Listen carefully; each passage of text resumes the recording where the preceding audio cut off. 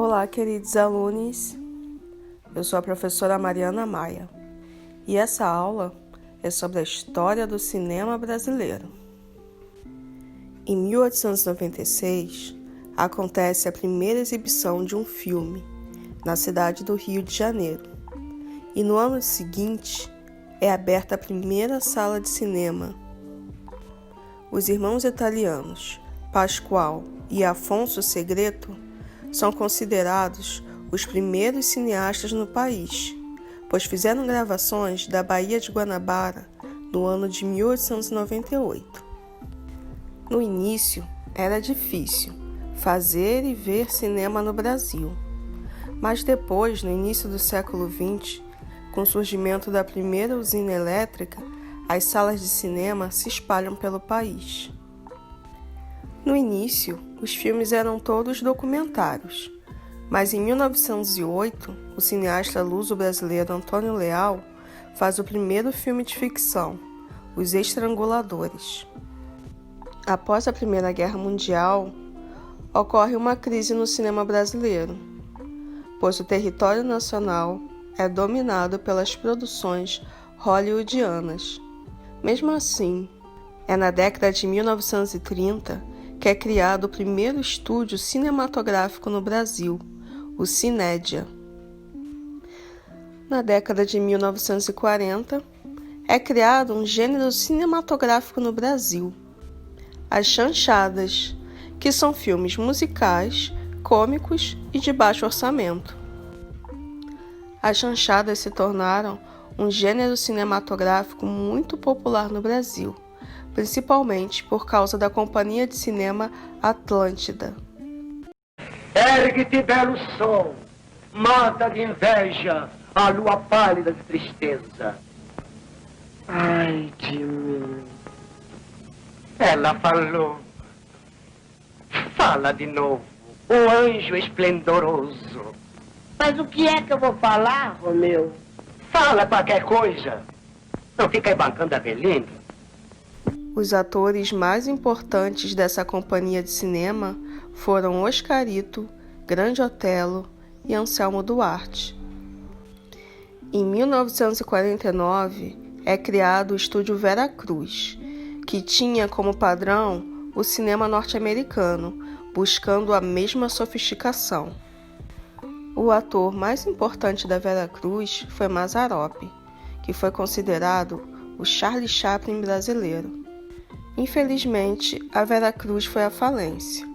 No entanto, em 1950, é criada a primeira emissora de TV no Brasil, a TV Tupi, e muitos atores que foram da Vera Cruz passaram a ser atores da TV Tupi. Em 1960, surge o cinema novo. Com inspiração no cinema francês, os filmes do cinema novo eram focados na sociedade e na política. O filme Rio 40 Graus, de Nelson Pereira, é considerado um precursor do estilo do cinema novo, mas é Glauber Rocha o grande cineasta do cinema novo.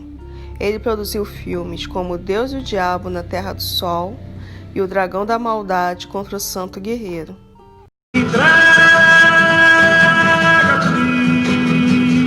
Se entrega, Corisco! Eu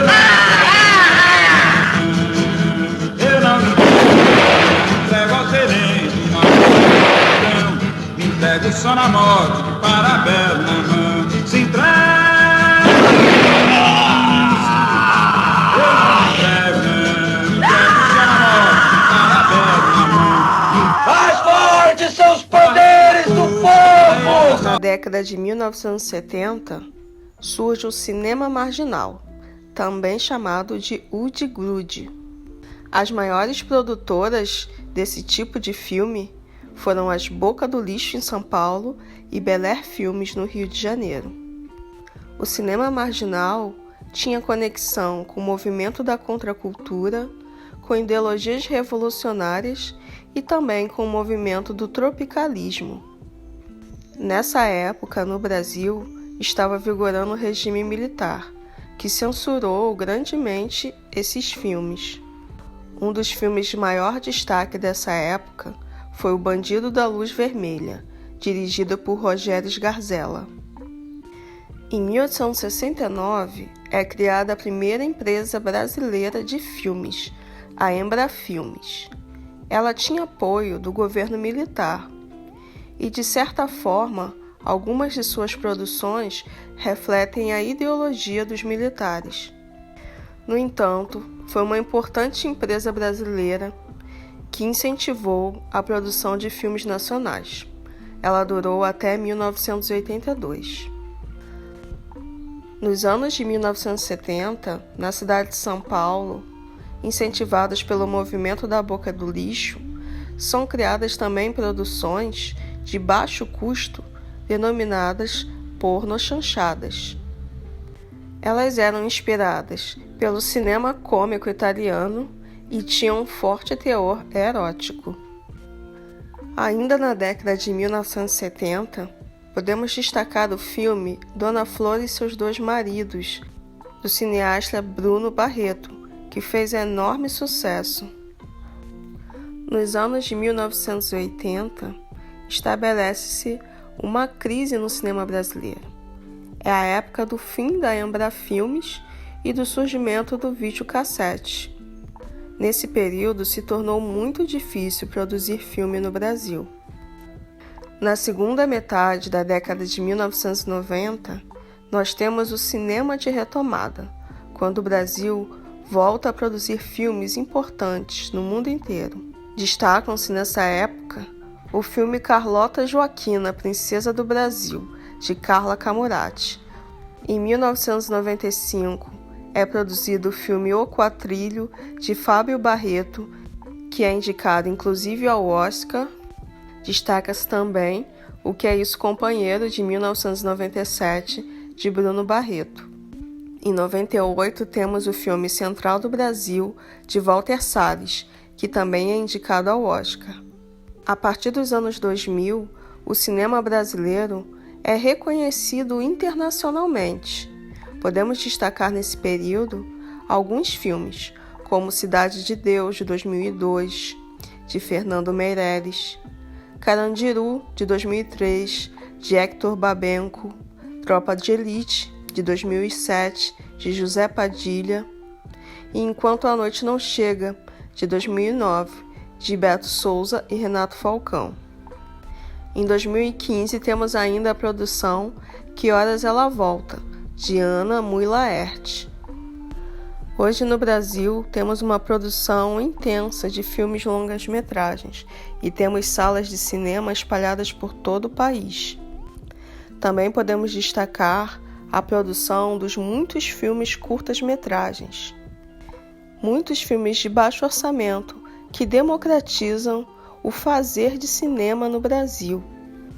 É possível fazer cinema com qualquer tipo de câmera, com qualquer tipo de orçamento.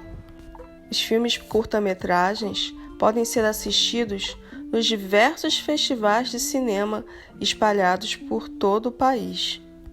Vamos fazer um filme? Pegue a câmera do celular e comece já! Beijos, meus queridos alunos. Fiquem em casa, fiquem bem e façam um filme.